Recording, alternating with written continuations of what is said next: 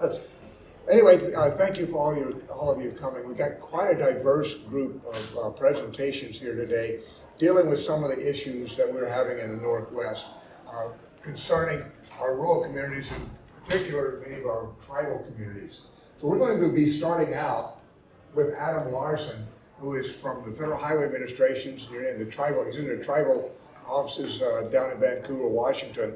And he's going to go over a little bit of some of the issues and opportunities that are upcoming with the tribes and try to help us understand some of those. And with that, Adam, I'll let you go. You'll have the platform.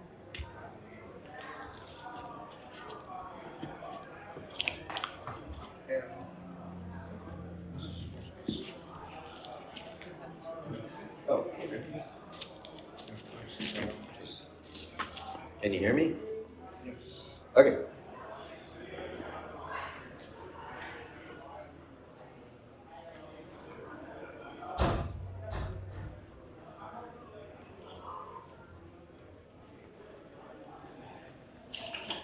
All right. So thanks for inviting me today, Billy. And what I'm going to share with y'all is really a lot of high-level information, just touching on many of the transportation safety projects or efforts that we have underway with tribes. And I specifically represent the Federal Highway Office of Tribal Transportation and am the safety engineer there. That's my full-time duty is to work with tribes to provide technical assistance and to help them with funding for transportation safety projects. And so I'll go over some of the stuff that my office is doing, as well as talk about larger efforts in federal highway that we have underway, and some of the opportunities we have to work with other agencies as well in addressing transportation safety. So I'll start off with the funding that we manage, and it is a $21 million grant program called the Tribal Transportation Program Safety Fund. This started in 2013, and with the new legislation has actually doubled in size. So we've gotten from $9 million to a little more than double that, about $21 million a year. It's competitive funding, and only tribes are eligible to apply for this funding. So while there is competition, it is just tribal governments eligible to apply. And I don't want to go into the details of that. There's actually an open call for projects right now. But on a high level, we have 4 categories for that funding. One, and kind of the building block for the whole program, is that we encourage tribes to develop transportation safety plans. And this is encouraging them to use the data that they have available to identify problems that lead to fatalities and serious injuries on roadways, trails, and their other transportation networks. And through identifying those issues then, and prioritizing projects to address the issues, they're able to then go after other funding, both from this program and other resources, to try to put in place projects that eventually will help to reduce those injuries and fatalities. So once that plan is in place, then tribes are able to do additional studies and data collection to help identify and further, in a little bit more depth, what some of those projects need to be. And so we have a category of funding for that. But the bulk of the money goes toward infrastructure improvement for our program. So we're looking at projects like intersection realignments and putting pedestrian infrastructure in place. And then what I did want to focus in a little bit more on is roadway departure. And because of some of the,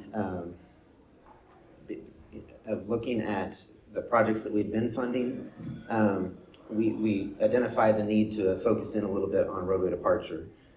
And so, like I said, we address a variety of different projects, including roadway departure, pedestrians, safety, and intersections.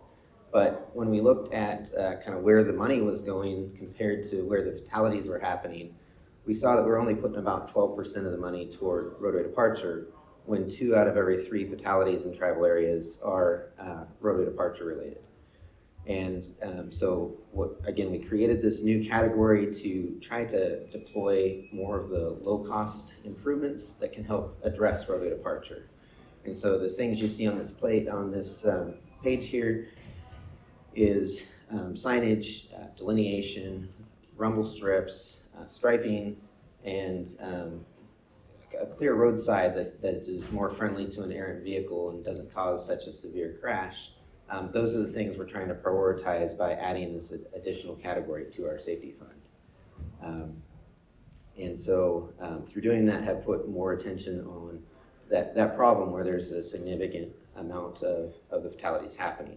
And so while these things don't necessarily feel to the average person like they're making an improvement, it feels nice to put a pedestrian pathway in place and get people off the roadway, and it certainly does contribute to safety, but it doesn't, putting up a sign, you don't necessarily recognize that is contributing to safety quite as much. So when you go to tribal council and you're trying to say, hey, we want to put up some signs and stuff, and they're saying, well, we want to build this pathway over here, those competing priorities are difficult to sort out. And so again, that's why we put this new category in place, to put some emphasis on that topic and to try to help our tribal partners address this issue that is critical to reducing those fatalities and serious injuries. And again, not to say that any of those other issues need to be ignored, but there are some, again, low-cost things that can be done here to address roadway departure. And so that's one of the sort of the innovations that we put into this funding program. So we're looking for high-risk locations like this one, where there's a water hazard. There's some you don't really see it in the picture, but there's some riprap around that water feature, and those are serious hazards if somebody leaves the roadway. And yet there's really not much signage. There's minimal delineation. There's opportunities to improve this high-risk location through those low-cost improvements, and this is one of the first sites that we funded through that new set-aside. All right, so the new legislation has also put in place a new program called the Safe Streets and Roads for All program. This is $1 billion a year. Tribes are able to compete along with local governments for this funding, and they do have to bring a 20% local match, but it's structured similar to the program I just explained, that they build it around developing a comprehensive safety action plan that identifies those projects that are needed, and then once that plan's in place, they can come back for implementation dollars. As far as tribal governments go, for the first round of funding under this program, we received 13 applications for building some of those comprehensive safety action plans, and 5 applications for actually implementation projects. And there's many other funding resources out there. As was mentioned during the plenary session there's a lot of resources out there, and sometimes it's difficult for our partners to really wrap their minds around what is possible with those funding sources. So one thing that we've done to help the tribes is we've created a guide that has 1-page summaries of all the different programs that tribes are eligible to apply for, and have published it on our website. It's not specific to safety, but really has all of the transportation programs that tribes can access, and tried to summarize that information in one place.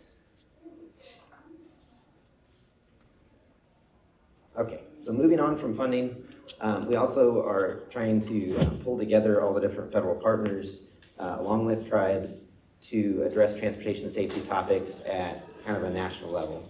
And so where we have opportunities to collaborate and develop research projects or pilot efforts, this committee is an opportunity to do those sorts of things. And so our next meeting will be actually here in Seattle during the Lifesavers Conference next spring. That committee has a couple of products that I wanted to share with you all. One is a tribal transportation strategic safety plan. So at a national level, we took a look at the fatality data that's reported to a national database and identified priority topics that tribes should be addressing to help address transportation safety. Now, there are significant barriers with reporting crash data in tribal areas. So this is really just based on the data that's available. And we know that the picture is bigger than what we're seeing, but it is a good sample and a way of us being able to identify some of those national priorities. So you see those listed here. I won't go into any more detail than that, other than to say that that report is part of a report to Congress that that was requested in the FAST Act and that we published. So another outcome from that committee, we've developed a tribal crash reporting toolkit. And as I just mentioned, there's barriers to crash reporting in tribal areas. This toolkit gives tribes some basic tools that they can use to start moving toward electronic crash data collection, including a database and a crash report form that they can kind of pick up and modify to their own needs. And so that resource is there and an outcome from the committee. And then probably the one you can interact with the most and where many of the things we do get published is tribalsafety.org. And this is a product of the committee. It's actually, Billy, we probably need to talk about this website, but it's actually sponsored by the University of Alaska Fairbanks and has been a great outlet for us to be able to share many of those national level products. And so we do have a mailing list for those that are interested right there on the homepage of tribalsafety.org. But it's where we share information on funding opportunities and other resources and conferences as they become available, as that information becomes available. So some of the things you can find there, those reports to Congress I just talked about, the crash reporting toolkit that I just talked about. There's also a database of state contacts. So if tribes need to get a hold of their state partners in transportation safety, we maintain a database there of that information. I mentioned the mailing list. We also have a safety plans library. So I started off by saying that our funding is built around the idea of having a transportation safety plan in place. We have a library of several dozen of those plans available for the purpose of both providing examples for other tribes to look at as they go into developing transportation safety plans, but also for kind of promoting coordination with other partners, states and other federal agencies, have a resource they can go to kind of see what the tribe's priorities are in transportation safety. So that safety plans library has been a good resource. I do have to say, we have over 100 plans there, but we've funded over 400 plans. So there's many tribes that have safety plans in place that don't necessarily allow them to be shared publicly. They want to have that one-on-one consultation in order to share those kind of planning documents. So it is a resource. It isn't an exhaustive list of all the safety plans. All right, and then another research-related effort that we're getting underway now is a research project looking at pedestrian safety in tribal areas. And what are kind of some of those common factors between between all the pedestrian fatalities that do happen in tribal areas? The idea being that this helps us to better target investment and better understand the problem of pedestrian safety in tribal areas. So that, again, hasn't started yet, but we will be looking to get a contractor on board early next year to address that. And then there's too many projects here to go into detail on, but the Federal Highways Office of Safety has a number of pilot projects that pop up here and there. And we try to involve tribes in those pilot projects when we're able to do that. So I've just listed some examples here of the things that the Federal Highways Office of Safety, again, not the office that I represent, but oftentimes they involve me when they're looking to offer these type of opportunities to tribes. And so, they've helped tribes develop safety plans. They've conducted peer exchanges and helped coordinate some of the conferences. Right now, we have a speed management plan being developed for a tribe in South Dakota. We are doing a complete streets and safe systems pilot with the Pyramid Lake Paiute tribe in Nevada. We have done road safety audits for a number of tribes. I've listed Navajo Nation here, but others have benefited from our assistance with road safety audits as well. And then the last two things listed here, I'll hopefully, Billy doesn't cut me off before I get to them, but I'll talk about how we've used some camera technology to help conduct road safety audits using crowdsourcing and kind of virtual tools, as well as a risk assessment study that we're conducting with the tribe in Nebraska. One of the many ways that these types of projects get identified is through what Federal Highways calls their focused approach to safety. So just last year, they took a fresh look at the data. They identified 3 priority topics, which are intersection safety, roadway departure, and bicycle and pedestrian safety. And in addition to crash data, they also considered equity as part of their analysis this go around. And so they've identified focus states where each of those topics needs a little more attention and could help to address the fatalities if we were able to provide more technical assistance and be able to ultimately put the projects in place to address those issues. And so in those focus states now, they have been involving tribes in some of those projects. And so they can offer training, but they also do hands-on work like those same sorts of things, the road safety audits, the safety action plans, doing analysis of intersections or roadways that have an issue, and bringing people together to help address these issues and focus on these issues. So in Montana, it's a focus state for roadway departure crashes, and the Office of Safety has a couple of efforts going on there to develop a safety implementation plan and to provide some training as well to the tribes in Montana and help put some more emphasis on addressing roadway departure there, where aligned with the national data, about 2/3 of the crashes are happening related to roadway departure. So there's a number of peer exchanges and safety summits that I get involved with as well. One of the next ones coming up is in Denver, November 1st through the 3rd. We'll be holding the Tribal Motor Vehicle Safety Summit, they're calling it. And if anybody wants more information on it, the website's there, thetiprc.com. And so that'll be an opportunity. Really, it's being hosted by more of the injury prevention side, but they're bringing together all the different emergency services, engineering folks, planning folks, education, and trying to address motor vehicle safety from various different angles. So that event's coming up. We also have done a number of peer exchanges and continue to plan and participate in peer exchanges that are done by states and tribes, and even the Bureau of Indian Affairs sometimes organizes events we participate in. So a number of different events that we help contribute to. And then the last thing I wanted to show you is, this is back to the Office of Safety. Do I still have time to get into this, Billy? Or I'm not watching the clock. Do I have time to? You got about 3 minutes. Okay, 3 minutes. I can do this. So the Office of Safety is, Holianos has developed, the Office of Tribal Transportation has developed a virtual tours camera kit. And really we did this during COVID when we weren't able to get out and visit projects.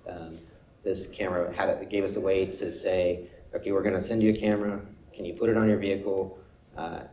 Tour the roadway, and then that way we can go through and see that facility that you've just built and do some of the stewardship and oversight work that we need to do. But we found a lot of other applications for this. So,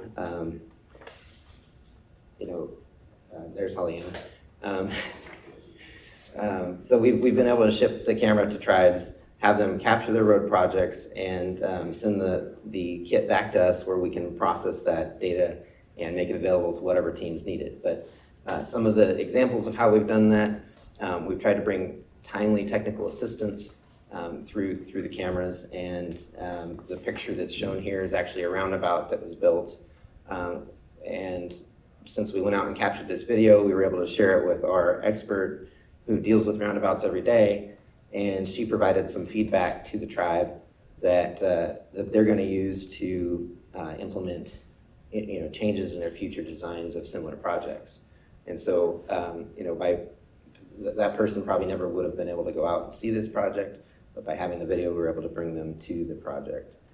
Or more, I guess, bring the project to them, sort of. And so we've also used it for virtual road safety audits, where we couldn't really gather a lot of people to go out, a lot of safety experts to go out and look at a stretch of roadway. But by having the cameras there, we were able to go and capture the images of that roadway, put it on a map, and then use crowdsourcing to share that imagery and share the opportunity to provide comments all through sort of a virtual platform. And that actually was fairly successful.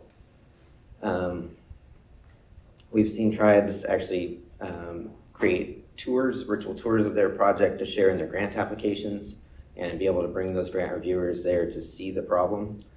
And we're currently working with, again, that tribe in Nebraska to do a risk assessment of their roadways for safety and using what's called the US RAP process. So it's not as good as being there on site, but it is kind of a handy tool to have. And if anybody wants to check it out, I brought one of the cameras with me. So here's kind of what that crowdsourcing looked like. Some of those points on the map you're able to click and go into the imagery, and other ones are actually crash data side by side. So if you wanted to look at where one of the crashes happened, you could jump right into that part of the video or photos. And there's many other applications for this. Of course, we're not going to get into all the details of that, but I am looking at this risk assessment process as potentially a way to help tribes where there isn't crash data to be able to go out and at least do some safety risk assessment, identify their routes that are in more need than others. So that is kind of the high-level tour. So appreciate the time. Okay, thank you, Adam. We have a question for time for one or two questions or anything. Okay. Thank you, Adam. Thank you. Certainly some opportunities for funding, and I think hopefully maybe you got some ideas of what kinds of research that you might be able to do in order to fit within that group. I'll let you, no, I'll give you this one when the next presentation is on ice roads and an overview of a brand new ice road manual that we're just getting ready to publish, funded by the Federal Highway Administration. I know as we looked outside and the weather is nice, that's the last thing we want to talk about is ice roads. But ice roads are very important within the state of Alaska. It's during the wintertime. A lot of our folks are using it. It is a very real corridor, transportation corridor for us. Might not be thinking about that, but it is an alternative for us for replacement of the aircraft, having to fly around on airplanes. And many of our people that are using those ice roads, they were able to, for the first time, watch their kids play basketball in an adjacent village. Otherwise, they had to spend a lot of money getting on an airplane flying that. We have Steve Daly, who has been doing that work for us.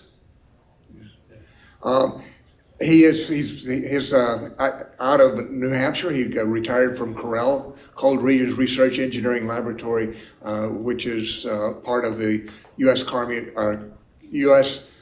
Corps of Engineers in New Hampshire. And his specific area of expertise is in ice mechanics and river ice. So with that, Steve. Thanks.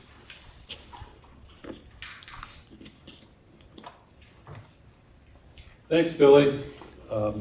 So today I'm going to give a brief overview of the new manual that Billy mentioned that has come out.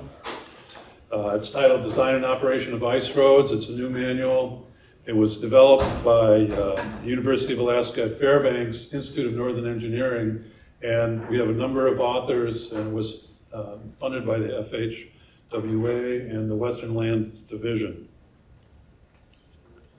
The manual has 11 chapters. I'll go through each chapter. I won't mention them all now, but it starts with introduction to framework, and then goes through all the different aspects of ice road design and operation, hazards, vehicle control, signage, monitoring and maintenance, and finishes up with the end of season closure.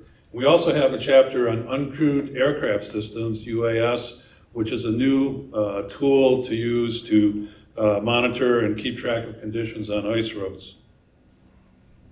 So the chapter 1 is the introduction, and we set forth that this manual is not an in-depth development, or it doesn't explain all the principles of ice mechanics. It's meant to provide a general view of the ice conditions and the principles needed to operate an ice road safely. The framework, there's different ways you can look at the framework, but here we present it as in time. You have your pre-season before ice forms, when you plan and get your material, your equipment ready for the ice road. There's pre-construction, which is after the river starts to freeze up, but before you start construction, when you survey the conditions, essentially measuring the ice thickness and finalize the route selection. It's pre-construction phase, when you're first going out on the ice, can be the most dangerous time to be out on the ice, because the ice conditions are essentially unknown or not thoroughly known, and the ice can be the thinnest. Construction starts when the ice thickness is thick enough to support the construction materials, and you establish the ice road, which means clearing snow off and ensuring that the ice thickness is what is required to carry the loads, and install signage. Then ice road operation, when the ice road is opened and open for public use. And during this time, monitoring, maintenance, and administration are important, while to make sure that there are no hazards and that the ice road is kept in a condition to support the traffic. And then finally, end of season, when the ice road is shut down. So just a little bit of the background. At the top picture there shows a point load on the ice cover, and essentially you can assume that the ice is actually an elastic material and responds to a point load as if it's a plate on an elastic foundation. This equation was solved over 200 years ago by Hertz, and really what supports the load is not the ice cover itself, but it's the increase in water pressure under the ice cover that holds up the load. And the load actually forms a deflection bowl, which is symmetrical about the load. And okay, so this is an elastic solution, but in fact, ice roads and ice covers are don't behave perfectly elastically. And if you look at number 6 here, one of the topics is creep. The creep is the increase in the magnitude of deflection with time. If you have a heavy load on the ice, it will deflect elastically, but then it may creep over time, and you may get failure after some time. So actually, time is very important. And also there is a question about stationary versus moving loads. When you put a load on the ice, it creates a deflection bowl until the water pressure balances the load. But now if the vehicle is moving, if it's moving slowly, that deflection bowl moves with the vehicle. But as the vehicle velocity increases, it's as if it's a boat moving through water, and it can push the water around the deflection bowl. And this creates pressure, pressure changes both upstream and downstream of this deflection bowl. The other interesting thing is that the deflection increases when you reach what's called the critical velocity. The deflection can be twice as much as for a stationary load. And the vehicle starts to climb up out of the bowl and moves towards the front of it. And you create large pressure waves in front of the vehicle and behind it. So it's actually not unsafe for moving vehicles to do this, but if the depth of the channel that you're operating in changes suddenly, especially going from deep to shallow, that pressure can interact with the ice sheet and create unsafe conditions. So because of creep, we're very concerned about the length of time vehicles remain in one place. And because of these velocity effects, we want to keep the velocity of vehicles as low as possible. We're also concerned about ice cover failure. If you put something on the ice, failure usually starts like this, that black dot in the upper left picture there. You start to see what's called radial cracks, and as time advances, you get a pair of cracks, and 4 cracks, more cracks. Eventually you get circumferential cracks, more circumferential cracks, and then the vehicle or the load falls through the ice. This can happen in a very quick time if the load is large. It can happen over a longer period of time if there's creep involved. So there was some question as what do you actually call ice cover failure? Because the load may be supported on the ice through that whole thing and only fall through the ice when the last circumferential crack forms. But in ice roads, we want to be conservative, so we have what we call the first crack criteria. So the ice loads are managed so that no cracks form. We don't want this process started. So we don't want anything to happen in progressive ice failure. And that means the maximum flexural strength that we're creating in the ice from the load is less than, much less than the ice strength. Now, some time ago, a guy named Gold in Canada went out and looked at loads on ice, and that's shown in the lower left side where it shows the load on the x-axis and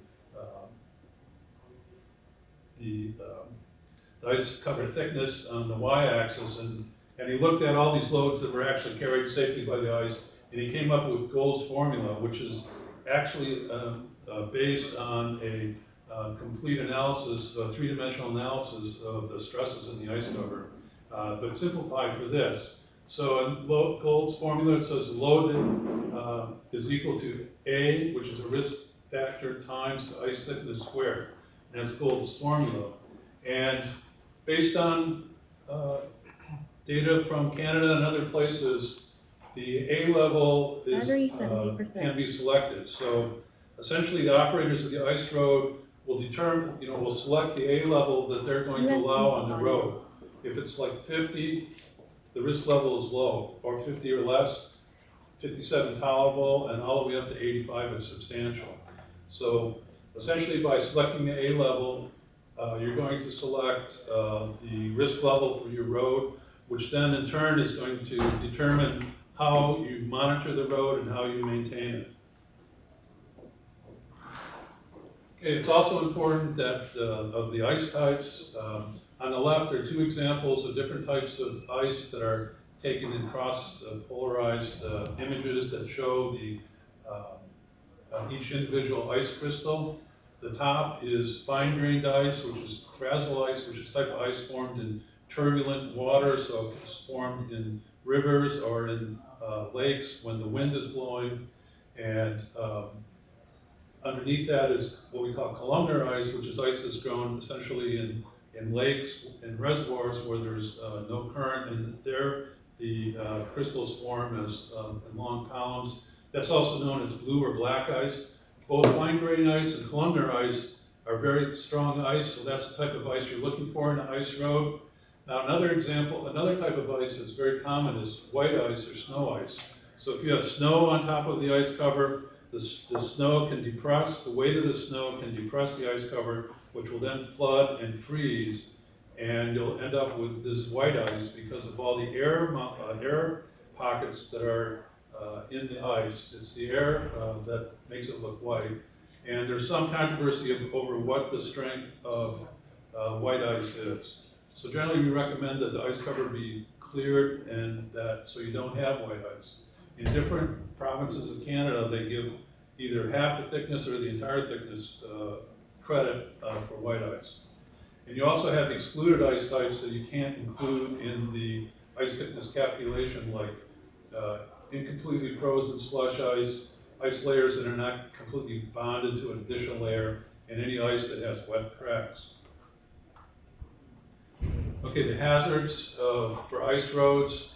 I mean, if you watch that TV show, Ice Road Truckers, they emphasize the hazards, but the main hazards are cracks that form in the ice, and we either have dry cracks, which do not penetrate to the cover, or wet cracks that penetrate the cover.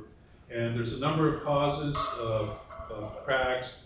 Vehicles on the ice can cause cracks if they're too heavy, if there's, moving loads, as I mentioned, where the water pressure interacts with the bed of the channel. Multiple loads that are too close to each other, so they're summing the weight of the vehicles. Long-term loads, end of seasons when things are warming up. You could also have environmentally induced cracks, thermal influences like rapid changes in air temperature, especially when the air temperature goes above freezing for some time. Pressure ridges in lakes and reservoirs where the wind blows across the ice and actually moves it together so that it forms a pressure ridge, which is you can't drive over, and changes in water level. The fifth chapter is on design, which is getting the ice thickness that you need for your ice road and having a cleared width for the vehicles to travel in. You can, in this image, we're showing a cross-section through the ice cover. The ice road is actually cleared of snow, so it's exposed directly to the cold air. There could be enhanced heat transfer, and you can get thickened ice, where on the sides you can have the piles of snow. And also the snow is a very good insulator, so the ice is not as thick there. And actually this geometry can lead to formation of longitudinal cracks. Okay, another part of the design is looking or determining what ice thickness you need for the given loads that's going to be on the ice roads, and determining the thickness that you need. Now we divide loads into different categories. Lighter loads are like persons walking snowmobiles, and essentially for lighter loads we essentially assign an ice thickness that's very conservative, but because the ice thickness isn't that thick, small variations in the ice thickness can be important. So for lighter loads, we have a minimum ice thickness. For traffic loads, for all their traffic, the ice thickness, the load is determined by the ice thickness and the risk factor that you accept. So this means the operators of the ice road have to post the loads that are allowed and know something about the expected loads that will be trafficking on the ice. Extreme loads are very heavy loads, and at that point, essentially the ice can support a load if it's thick enough, but if it's over, a very high load, you actually need an individual analysis by a registered engineer or PD to determine if the load is safe. Construction starts by ice thickness surveying during the pre-construction phase, and surveying can be done by manual hole drilling, either a hand-operated drill or a gas-powered drill, which is much easier when the ice gets thick. Of course, the question is how many holes do you need and what's the spacing on the holes. And then you can manually measure the ice thickness. Ground penetrating radar is also very good at measuring ice thickness and is used quite a lot, where you tow the antenna behind a vehicle, in this case a snowmobile, but can also be a small truck. And as long as the surface of the ice is dry, the GPR usually will provide good results. But if you get any water on the ice surface, the signals can't be used. And if you need to increase the ice cover thickness, certainly by plowing the snow off the ice road, you're exposing it to the cold air. You'll get thicker ice with time than under the snow. But flooding the ice is also used, and they have specialized pumps which we can place through the ice and to flood the ice surface. And it's generally recognized that ice covers that have been flooded and then freeze quickly provide very good surfaces, and they're well bonded to the ice road underneath. Signage, I think signage for ice roads has been pretty much just done locally, and now we're suggesting that the signage will fit in with the MUTCD, and that ice roads are considered low volume roads, and the signage should go along with that. And basically you need construction signs, entry signs, and regulatory and advisory signs along the ice road.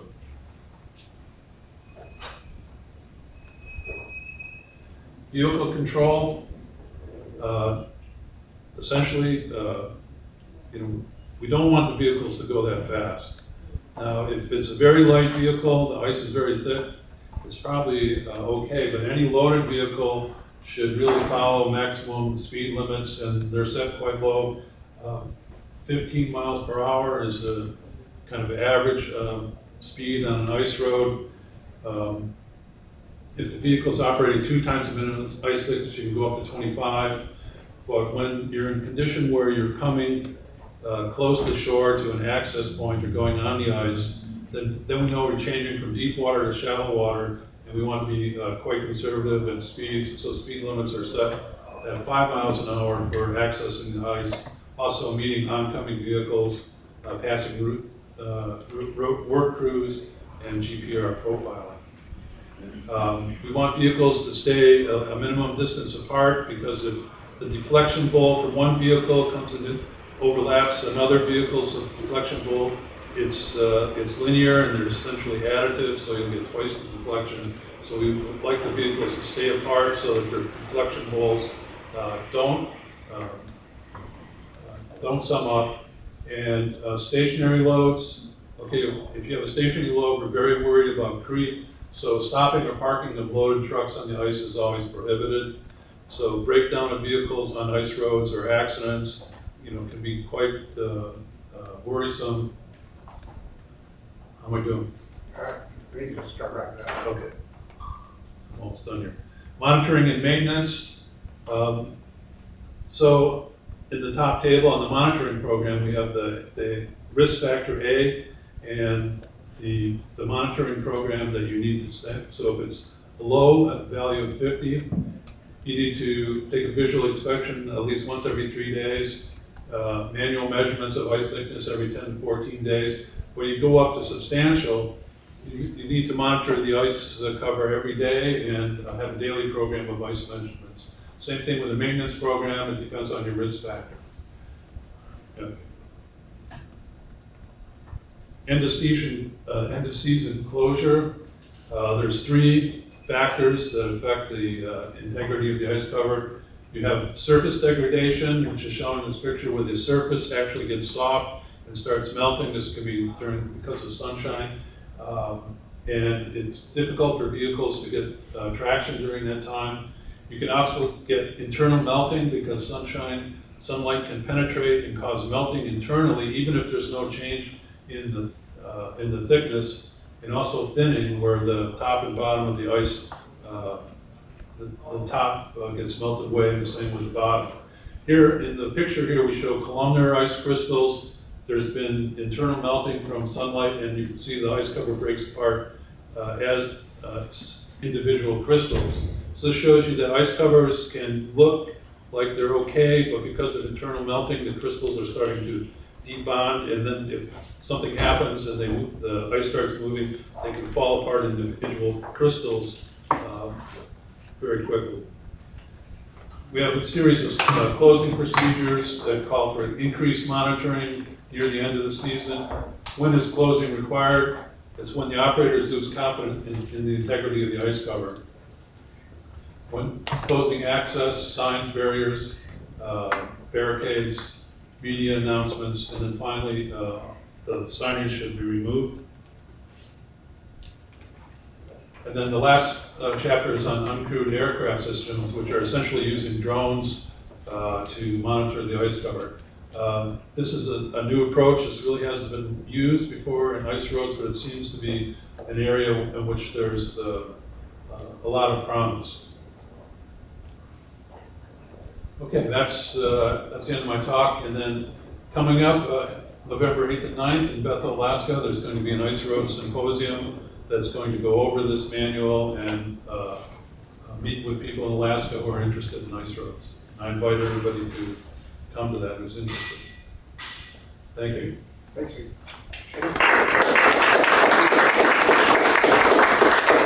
Okay, probably time for one question. Any quick questions? Yes.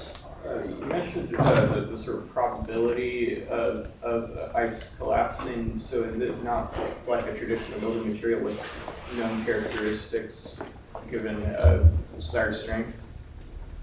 No, you can consider it to be a material with known characteristics. The thing is, in the field, it's actually quite difficult to measure what those characteristics are. The only thing we can really measure is the ice thickness and the quality of the ice. Oh, okay. So that results in a probability. The probability is what has been adopted by the Canadians, and it's what we've gone on to use here. Okay. Thank you, Steve. One more. So do land surveyors get involved or hired to work on those ice roads? Who's that? Land surveyors, like doing survey, like in monitoring and construction. And Yeah, surveyors are involved. Well, the most common thing is to do the ground penetrating radar. It's usually done given out to specific companies that have the equipment to do that and know how to interpret the signals at the end. okay, thank you. Okay, thanks, Steve.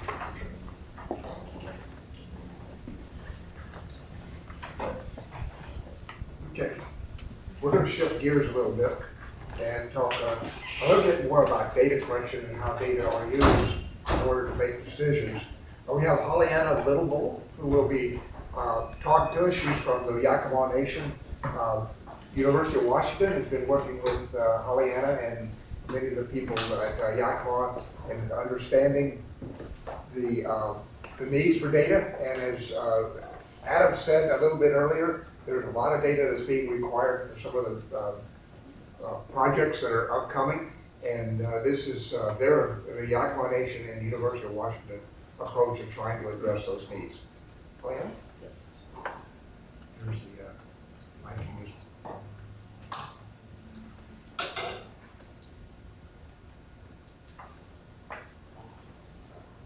What was she saying? Daniel, are you here? I guess not, so we'll talk a little on time. Shachmaitsky, Imiwanixis Tima, Koyama Timuk, Su Ilish. Good morning, technically afternoon, I guess. My name is Hollyana Littlebull. I'm from Yakima Nation, and one of the things that we have to deal with is most people think that some of this stuff is outdated, but as you can see here, that we still have a lot of issues that where people are using horses as a mode of transportation. I work with University of Washington Star Lab, and together we worked on a grant, the US DOT grant. And one of the things that I wanted to point out first is, where is Yakima Nation? So Yakima Nation is located in south central Washington. It's about approximately 12.89 million acres with 9,000 million acres on the lower valley floor, which is where all the roads are located. Our team consists of Yakima Nation DNR Engineering, myself, Portia Shields, Dwayne Valentine, and Al Pinkham, recently retired, University Star Lab, and US DOT Transportation, which is Paul Teicher. So we started working on what we wanted to do was data visualization and trying to figure out where are the crashes, when are they happening, who are they happening to, what times of day, what weather conditions. When you work in Yakima Valley, there's a lot of agricultural transportation issues, logging issues, and so you have a lot of different parts playing into safety. And so what type of collisions are you having, and where are those collisions happening, and when are they happening? So one of the things that we want to work on next is roadway geometry, and as Adam was talking about earlier, we want to do roadway departure and intersection safety. We have over 1,300 miles of road located within the reservation valley floor. So how do we do the analysis? When you're a tribe and people aren't giving you information, you have the state data, you have the federal data from Indian Health Service, Whiskers, FARS, you have county data, you have your cities, depending on how many cities you have located within your reservation. So how do you bring all this stuff together? So the STAR Lab helped us by utilizing HSIS, but one of the things that we found that when we were trying to access data, especially on the state level and the federal level, is it gave us the number of occupants, the time that the crash happened, and that's it. No direction of travel, no who was injured, who was killed, where that person was sitting with inside the vehicle. And so these are kind of things that we're trying to improve upon and getting that information so we can make data-informed decisions. So the other thing that we're looking at also is the roadway geometrics. Where is the road located? Is it the crash at an intersection? Is it crash at a roadway departure site? Is it on a curve? You know, what are the factors that are playing into these crashes, and how are they happening and why? Especially when you're in an agricultural district where you have a $1.89 billion industry. You have wheat, you have apples, you have logging, you have all these different types of vehicles coming into play on roads that were built in the 60s and 70s, and with cars that are current. So US Star Lab, or the Star Lab, created the data portal for us, putting together all this information that we compiled from all these different agencies so that we could do things like look at where accidents are happening, and then you can click on the dot and zoom in, and you can see where the point-based crash visualization is. I really like the segment-based because it helps me see times of seasons, especially when you have agriculture going on, because one segment's not going to be red in November and December and January, but then all of a sudden it's going to turn red in March and April. Why? The other thing that I like is the intersection-based crash visualization, is because we have so many intersection-based crashes. It's unreal. Yakima County is the #1 in fatalities for motor vehicle crashes and pedestrian fatalities. And 90% of those crashes occur within the reservation boundary. So some of the accomplishments that we have succeeded in is we completed the project even though COVID, which was amazing, because I'm a COVID long hauler, so I was only working half days, but we still managed to finish this project. And so we have presented to the Traffic Safety Committee meetings. We have presented to the National Transportation and Indian Country Conference, to Affiliated Tribes Northwest Indians, the Transportation Research Board, and recently at the most recent AT&I, I was nominated and elected to the Transportation Co-Chair for Transportation for that committee. So the future work that we want to do, we want to expand on this. And one of the things that we want to do is utilize this data to make data-informed decisions, to inform council, who has been basically flying in the dark for all these years, in basically stone ages, because we didn't have this data. Now that they're starting to see what we are doing and how we're able to map it and how we're able to show them the top 10 deadliest intersections, we are starting to get things accomplished. We are going to be working on must sensors. We're going to be installing our first pilot project at LaRue and Highway 97, which is currently the most deadliest intersection on the reservation, which is only a quarter mile from where I work. We just got approved for four more roundabouts. One was just completed last December. We're getting 4 more over the next couple of years. I currently work with National Park Service for the Heritage Connectivity Trails, which is a pedestrian safety corridor. which we're gonna implement 150 miles plus of pedestrian safety corridor. We just got the RAISE grant for the Heritage Connectivity Trails through WashDOT. We did a co-application. We were just awarded the BRIC fund, so we're gonna get we're doing web design and logo design right now. We're almost done with that. I work with Safe Routes to School with the Mott Adams School District, the Wapato School District, Toppenish School District, and also Union Gap. We also have the Bike Ped grant, which will help us in collecting data for pedestrians and bicyclists with the Star Lab. We also have the First Mile, Last Mile, which will help us with transit and helping revamp that so that it fits people's schedules as opposed to, oh, let's just have a schedule. And then the top 10 deadly intersections. Those are things that we've been working on, but haven't been able to really make any headway because we didn't have the data. Now that we have the data, we can target where we want to work at, like the epicenter of where all the fatalities are happening, which we have found out is in the Toppenish area, and it kind of ripples out towards Wapato, then towards Yakima. And it goes along Highway 97. I just wanted to show you what some of the must sensors are. You can see it out there in the hallway. Way has been showing about pedestrians and how you can use it. We will be installing one of these very soon. We're just waiting for some line to show up so that we can put power to a pole, and then we'll be installing the sensor. This is the roundabout that was completed in December. It's at McDonald Road and Becker Road. We've only had 2 crashes since December, and we've had an estimated 2.5 million cars go through this roundabout successfully. The 2 crashes, one was a non-licensed driver who was on their cell phone and speeding. The other one was an intoxicated driver and speeding.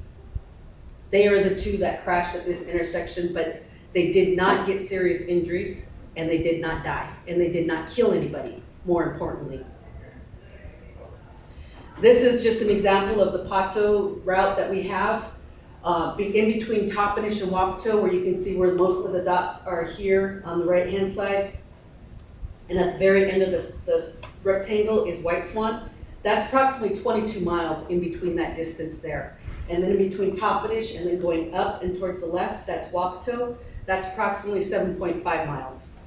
So that kind of gives you an idea of the area that the transit covers.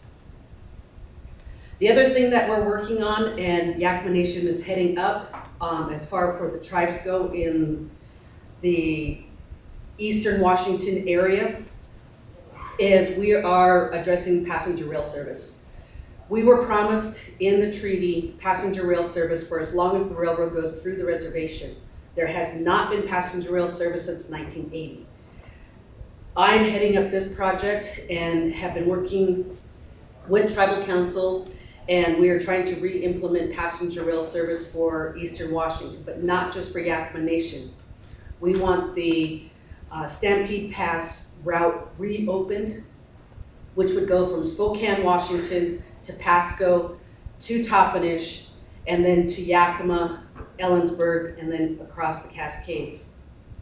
This is one thing that we're working on, and we have been working on since 2013, I believe.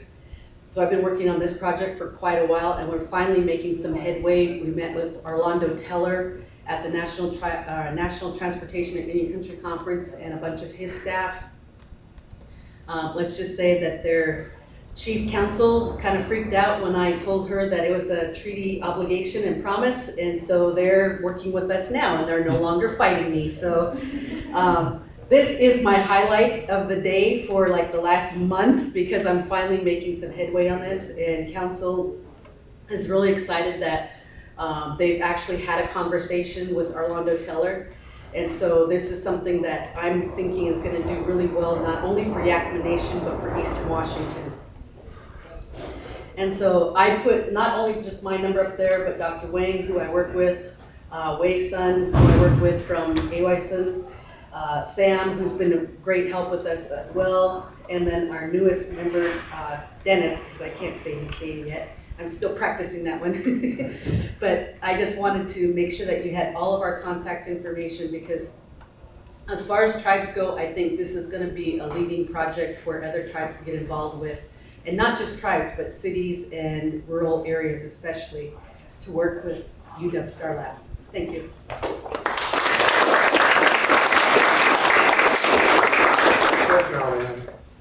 This is really one of the great successes that we've had with CSET, in that we've been able to, actually, Pollyanna and Yenhai and others are working on this. I've been able to, one, bring a lot of data together. And the first thing that we did when we started up CSET was go looking for the data. Where was it, and how do we bring it together? How do we use it? And what the data integrity are. And that brings me to my question, Pollyanna. One of the things that we're finding, at least in Alaska and in Hawaii, a lot of the data are not really in a form that tells us a lot, very much about it. And a lot of the data is not really available. If we go look at, for example, the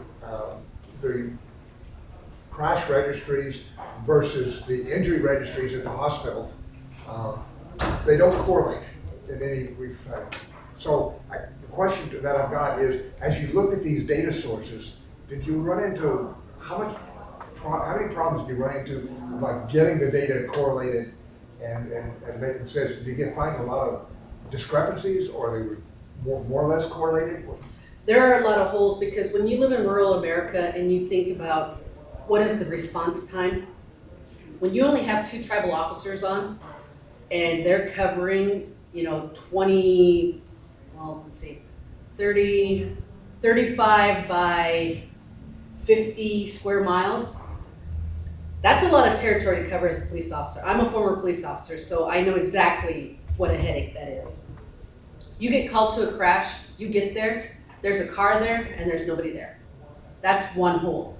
Because the people have gotten to the point where they know it's gonna take 20 minutes at the minimum for you to show up from one end of the reservation to the other. And that's if there's no traffic.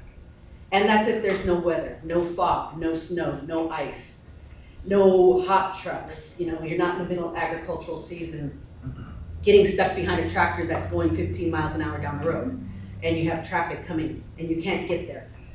People will leave the scene, and you don't know how many people were there. You don't know how many people were injured. You go to the hospital, you try to find that out, and that's if you have time, if you don't have other pending calls. So a lot of times these calls go undocumented, and that's a huge problem that we have in rural America. The second problem we have is that the report forms before now have not met. Like Wapato has a form, Toppenish has a form, WSP has a form, Tribal has a form, and all those forms didn't match. And so you get some data from this one and some data from that one, but not the same data across the board. And the only time that the forms match is if there's a fatality, because then they have to use the WSP form, the Washington State Patrol form. And usually they respond to that, but not always. And so you have that problem. But one of the things that I heard at National Transportation Indian Country Conference is that the BIA is going to force all tribes to use the same form, which is the State Patrol form. So hopefully that will alleviate some holes, but it's not going to alleviate all of them. Okay, thank you. Your experience is very similar, I think, to the other states that we've been working with, as you said. Any questions from the audience? Yes. So are roundabouts much safer for an intersection? Oh, they reduce head-on collisions and T-bones probably by 90, I would say 90 to 95%. They have made a huge difference at this intersection, because prior to this roundabout being installed, there was probably a crash or a near miss at least once or twice a week. Near misses at least twice a week, and at least a crash a week, and probably a fatality every month at the minimum. And since December, not one fatality, not one serious injury. also, when vehicles hit each other or crash into each other in a roundabout, they rarely hit head on. It's usually more of a glancing blow, so the Following injury too closely, and yeah. damage is far less, and they're also going much slower. So, and they actually, people's awareness going through the intersection is much greater in a roundabout than it is a standard intersection. You can blow through a standard intersection before you realize you've gone through it. Okay. Any other questions, Marlene? Yes. I'm just curious, what was public acceptance like of the roundabout and what people were wanting? Oh, they hated it. Oh, They did not want the roundabout. Council, we had a very hard time convincing traffic council to give us even one. We wanted 8. We got 1 as a pilot project. The data alone, when I went to council and gave them the data and showed them side by side, they were blown away. They were like, oh, okay. And I'm like, hey, I will admit, I was anti-roundabout. I was. In the very beginning, I was like, ugh, don't like roundabouts. But that was roundabouts in the city, you know, because I went to school here at UW, and I hated the roundabouts. But this roundabout is built for the highway. It's larger, it's wider, it's made so semis can go through, and it's great. I love it. It's made such a difference in data, and that's what I am. I am data driven. And the data for this shows that it is effective at saving lives. building off of that question, was there any like informational campaigns about how people should use the roundabouts? That Oh were- yes, we hit the ground hard. We went to community events, we went to national nights out, we went to backpack giveaways, we went to food distributions. We did all kinds of PR. I mean, people were like, here's Hollyana with the roundabouts. Or here's Al with the roundabouts. Or here's Summer with the roundabout information. But we got the kids involved too.